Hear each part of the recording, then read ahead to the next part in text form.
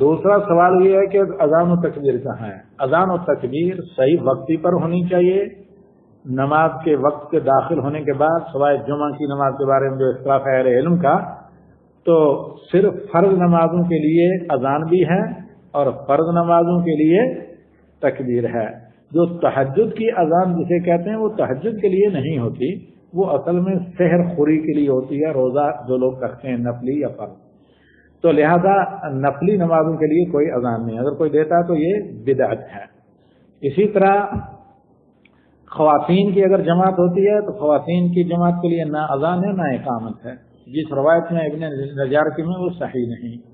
یہ اگر کوئی خواتین کے لیے اذان و اقامت دلواتا ہے ان کی جماعت کے لیے تنہا، تو یہ بدعت ہے۔